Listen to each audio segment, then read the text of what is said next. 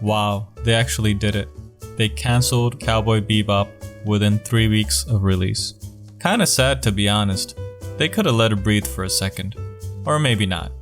I'm not sure whether to feel happy that it was cancelled or sad for the creators, staff, and actors, but I guess it is what it is. I'd like to talk about what I didn't like about the show and what could have been fixed. Obviously not for this one, but for similar adaptations in the future. Don't worry, I won't spoil the show too much, not that there's so much to spoil. The show wasn't accepted by most of the original anime's audience, but honestly, I'm not a huge anime guy. I saw Cowboy Bebop the anime around 2 years ago with Japanese audio and English subs, and I really liked it.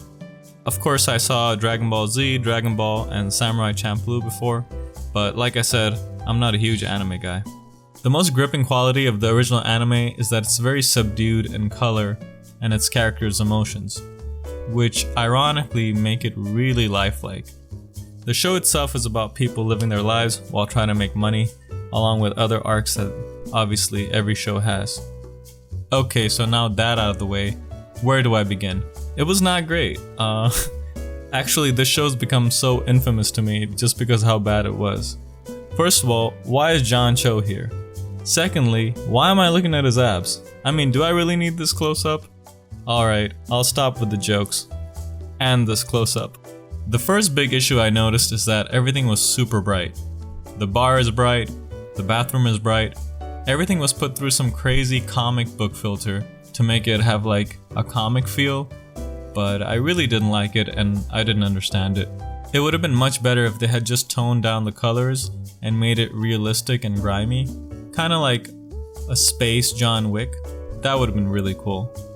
Next up are the character interactions. There was a lot of bad writing, which led to an awkward delivery from the actors.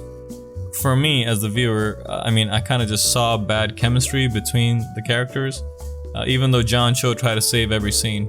Was it the directing? I don't know, maybe. But it just felt that every interaction was Spike being Mr. Cool and Jet just barking at him. But without rhythm, you know? For example, in the anime, Spike and Jet don't talk that much, but it's very clear that they know each other for a while. All I can say is that from the anime, it looks like they've worked together for years. In this show, the writing is hitting you over the head with the fact that these guys are cool and not buddies, but they work together. Also, there were a lot of repeated phrases.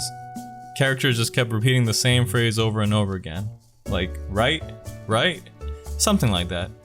And we're talking obvious dialogue here. For example, in episode 1, the lady's on the floor, injured, and she yells to her boyfriend, "Help me." That really made me laugh. Bro, you know you can just run over and help her, right? So just go help her out. That's why it's a show. It's in the film media. My main question is, how the hell did Netflix allow the budget on this? There were so many special effects with such bad writing. I'm not sure what Netflix looks at before it approves a show. Maybe they're just looking at the marketability of a story, the intellectual property when it owns it, and actors. They need to look much deeper into the writing. They should have just stolen the anime's writing. It's just so good. Why not just steal it? Then they could have done a Dune situation and just made 9 quality 30-minute episodes. And since the anime has 26 episodes, it would have been a good 3-season run. So yeah, they should have eased up on the lighting and stolen the anime's writing.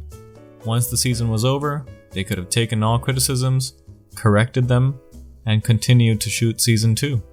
Okay, well, let's talk about positives. Were there any? I don't know. The effects were cool, John Cho's acting was good, and everything mirrored the show really well. I guess that's a positive. Jet Black had a cool costume design and talked like Jet, and Daniela Pineda did the best with the writing she was given. So honestly, the actors actually did a great job, but it's kinda like being on the Titanic.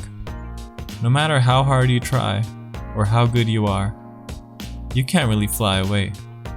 You're gonna go swim in the cold ocean. I'd rate this series a solid 4 out of 10. If you want to have a good laugh, go ahead and watch this. Well, maybe that bumps it up to a 5. It's not that good. I would just recommend watching the anime first, and then watching this if you want to laugh a bit, and then go back to the original anime. This series was so bad, I actually started hating jazz. This show even disappointed Chris Stuckman, and he's a pretty positive guy, you know? Anyways, if you enjoyed this video, please leave a like for the algorithm. How did you like the Netflix show? And more importantly, is the anime's English dub really better than the original Japanese one? Cause that kinda sounds like blasphemy to me. Shouldn't the original Japanese dub be better? One last thing, let's all help Netflix screw up Samurai Champloo, shall we? Let's add that same formula for them.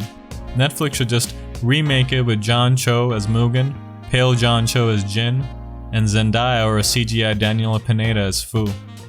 Put in all that bad writing, all those awkward pauses, high angles, and run it all through the comic filter. Oh, and Bobby Lee can be the villain for the whole series arc, cause you know, he has a huge podcast following. Thank you for your time, and I hope you enjoyed the video.